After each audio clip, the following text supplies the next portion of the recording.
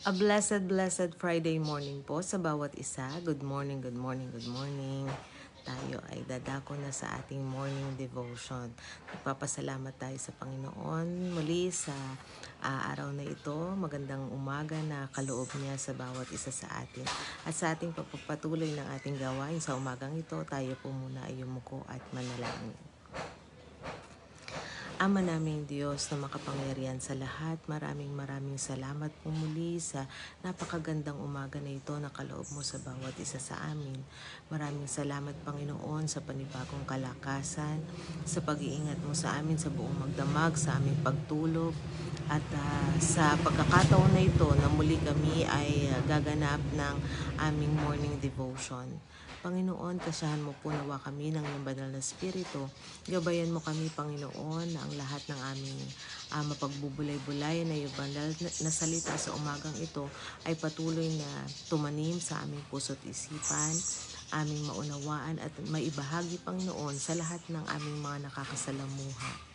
Panginoon, dinadalangin din namin ang lahat ng mga mahal namin sa buhay na wala sa piling namin sa mga oras na ito, maaaring nasa eskwelahan o nasa trabaho o saang dako man sila, Panginoon, ano man ang kanilang pinagkakabalahan sa mga oras na ito. Ingatan mo sila, ilayo mo po sila sa anumang kapahamakan at tulungan mo rin, Panginoon, na makasama din namin sila sa ganitong gawain sa susunod na pagkakataon.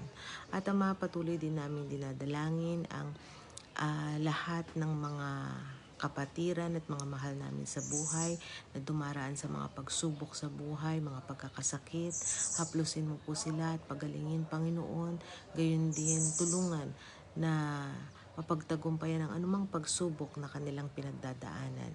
Panginoon, patuloy mo kaming linisin at patawarin sa aming mga nagagawang kasalanan, ito man po ay lihim o hayag. At ang lahat ng ito'y dalangin namin sa matamis na pangalan ni Jesus. Amen.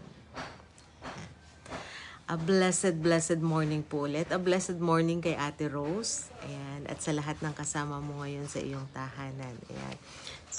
Friday na naman. Kaya napakabilis talaga ng paglipas ng panahon. Pero nagpapasalamat tayo sa Panginoon, no? His love for us is overflowing. At sa umagang ito, sa ating morning devotion na may pamagat na a great act of love. Ayan. At ang ating teksto ay matatagpuan natin sa aklat ng Roma, Kapitulo 5, versikulo 12 hanggang 19, or Romans chapter 5, verse 12 to 19. Babasahin ko po sa English. Sabi dito, therefore, just as sin entered the world through one man, and death through sin, and in this way, death came to all people because all sinned. To be sure, sin was in the world before the law was given, but sin is not charged against anyone's account where there is no law. Nevertheless, death reigned from the time of Adam to the time of Moses, even over those who did not sin by breaking a command, as did Adam, who is a pattern of the one to come. But the gift is not like the trespass. For if the many died by the trespass of one man, how much more did God's grace and the gift that came by the grace of the one man, Jesus Christ, overflow to the many? Nor can the gift of God be compared with the result of one man's sin. The judgment followed one sin and brought condemnation, but the gift followed many trespasses and brought justification.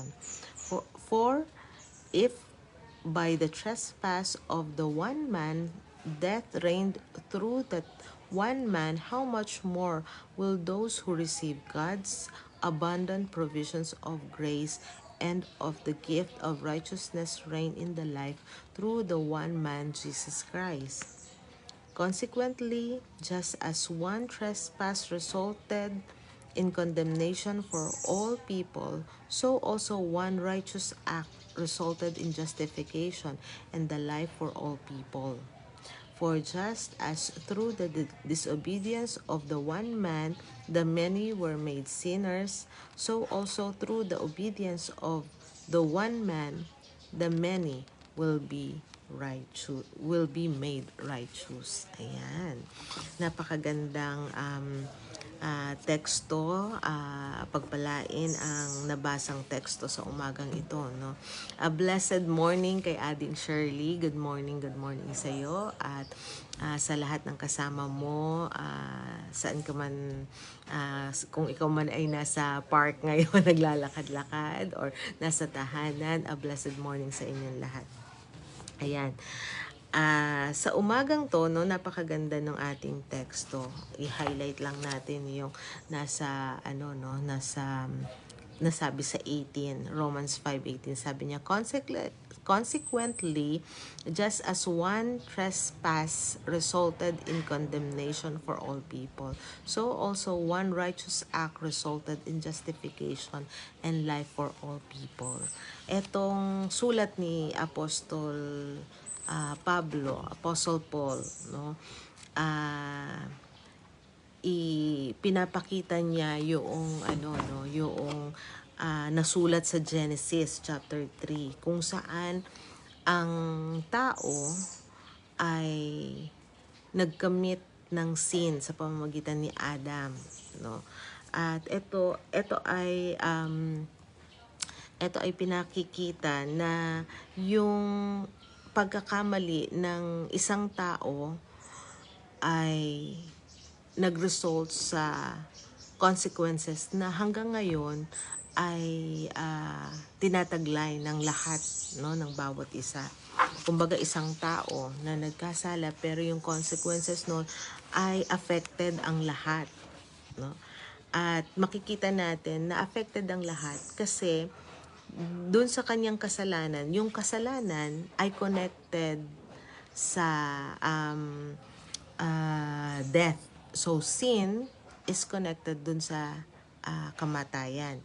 At dahil doon, no, lahat ng tao ay magdaranas ng kamatayan. Yan, 'di ba? Kasi nung una, no, nung create si Adam and Eve, wala ano bang tawag doon, hindi sila makakaranas ng kamatayan, pero dahil kumain sila doon sa pinagbabawal na bunga ng puno ng kaalaman ng mabuti at masama na pinagbawal, no, dito nagsimula yung sin, no, na ginawa nila na nag-result sa death, na ang lahat ng tao, no, ngayon ay kasama, no, dito sa consequences na nagawa nitong ni Adam. Ayan. So dito sa ating morning devotion, bago tayo magpatuloy, basahin natin itong nakasulat dito, no, sa A Great Act of Love. In Oregon's Malheur National Forest, a fungus popularly known as the honey mushroom is spread through tree roots across 2,200 acres, making it the largest living organism ever found. It's been waving its black shoestrings filaments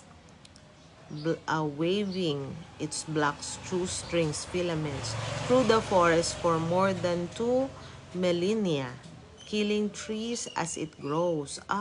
Okay, itong fungus na ito ay kumalat, no? Siya yung sa buong mundo, ito yung largest, no, na kumalat na fungus sa forest. At pinapatay niya mula dun sa ugat, no? Ano sabi niya? It's shoestring filaments, no, called rhizomorphs, no? Medyo scientific, hindi natin mabigkas masyado. Ayan.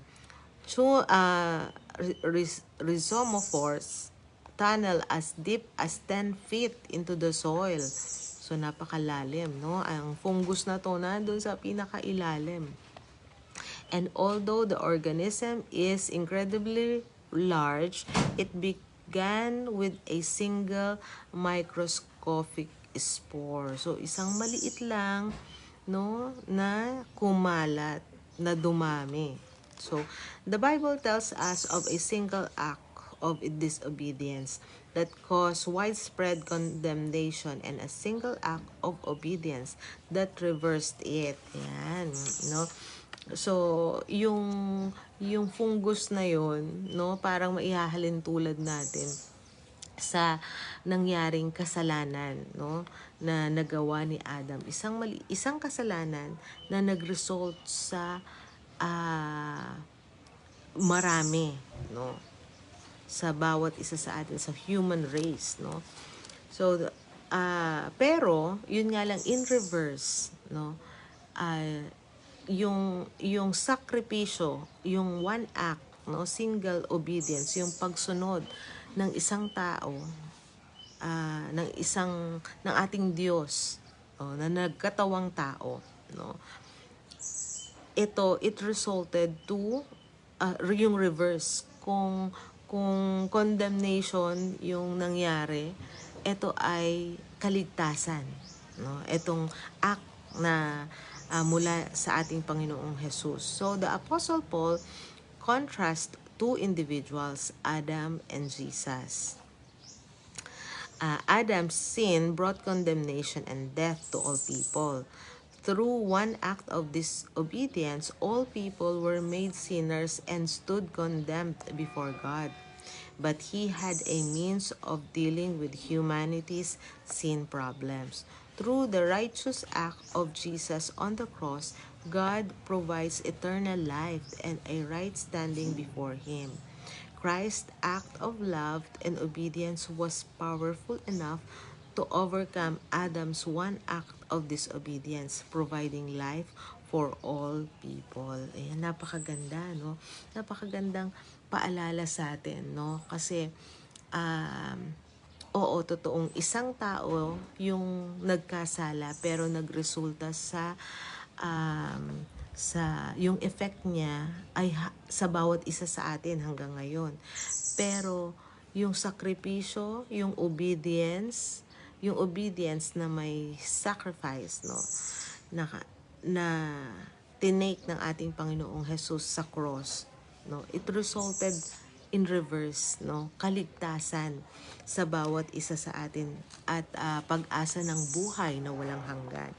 Kung maiisip mo nga, no, yung sa panahon ni Adam, yung pinagbabawal na bunga ng puno na kinain nila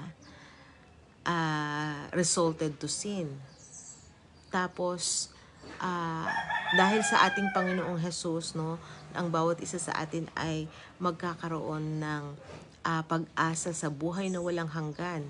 Siyempre, una kailangan kilalanin muna natin ang ating Panginoong Jesus at tanggapin natin siya sa ating buhay na siyang ating tagapagligtas. At siya ang magdadala sa atin sa buhay na walang hanggan, kung saan ang buhay na walang hanggan, pagka binasa mo sa sa Revelation, may binanggit siya doon na puno ng buhay, no, a tree of life. So doon sa kay Adam, no, yung bunga na kinain niya resulted to death because of sin. Pero yung no-offer sa atin ng Panginoong Jesus, ito yung tree of life. Kaya bakit hindi natin siya kikilalanin at tatanggapin sa ating buhay? No? Namatay siya para sa kaligtasan ng sanglibutan ng bawat isa sa atin. Kaya ang bawat isa sa atin, no, ay marapat lang na kilalanin at tanggapin ang ating Panginoong Jesus at ang kaligtasan na kanyang kaloob. Yan. Meron tayong isang kasama. Sino ba? Wait lang. Baka meron akong hindi nabati. A blessed morning kay Sister Mitch. Kay Sister Michelle Mendez. Ay, iba na pala yung apelido niya. Gloria. Ayan. A blessed morning sa iyo, Sister Michelle. Ayan. So, sabi rito, through His death on the cross, Jesus offered eternal life to anyone who puts their faith in Him. If you haven't received His forgiveness and salvation, may you do so today. If you're already a believer, raise him for what he's done, for his great act of love. Ayan. Kaya kung tayo ay hindi pa tumanggap sa ating Panginoong Jesus, marapat na gawin na natin, no, na kilalanin siya at tanggapin sa ating buhay. Tandaan natin, no, may verse din tayo nabasa nung nakaraang nag-aral tayo. Ang sino mang hindi kumikilala sa Kanya ay hindi rin niya kikilalanin sa harap ng ating Panginoong Jesus, ay sa harap ng ating Panginoong Diyos, no, sa langit. Kaya napakahalaga, no, na tanggapin natin ang kaligtasang kaloob ng ating Panginoong Jesus. Ayan. At kung tayo ay tumanggap na ng kanyang kaligtasan, dapat ibahagi rin natin ito. Yan. Isa yan sa obligasyon ng bawat isa sa atin na ibahagi natin, no, itong kaligtasan na ito sa bawat isa sa mga kapwang na kakasalamuhan natin.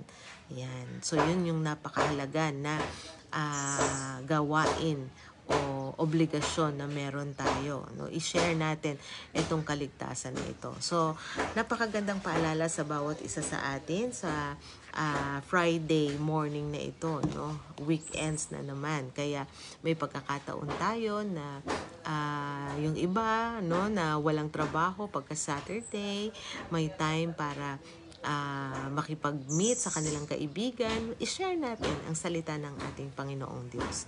So muli, bago tayo magtapos, tayo ay yumuko at manalangin. Ama naming Diyos na makapangyarihan sa lahat, maraming salamat po sa iyong mga salita na aming narinig sa umagang ito. Maraming salamat sa aming Panginoong Jesus na siyang nagkaloob ng kaligtasan, Panginoon, sa bawat isa sa amin. Tulungan mo ng bawat isa sa amin ay patuloy na tanggapin ang kaligtasan na ito, na patuloy na lumakad sa daan na hinihanda mo para sa amin. Tulungan mo, Panginoon, na kami ay lumakad kasama ang aming Panginoong Jesus sa aming buhay. Ikaw po nawa ang manguna sa amin, Ama, at patuloy na makita sa aming buhay ang aming Panginoong Jesus. At gayon din, Ama, gawin mo po nawa kaming karapat-dapat sa napakadami mo pong biyaya at pagpapala sa amin. Muli ang lahat ng ito'y dalangin namin sa matamis na pangalan ni Jesus. Amen. Muli, a blessed Friday morning po sa bawat isa at sa mga manunood din ng replay ng live na ito. At see you later sa ating evening devotion sa pangunguna ng aking anak na si Christine. God bless.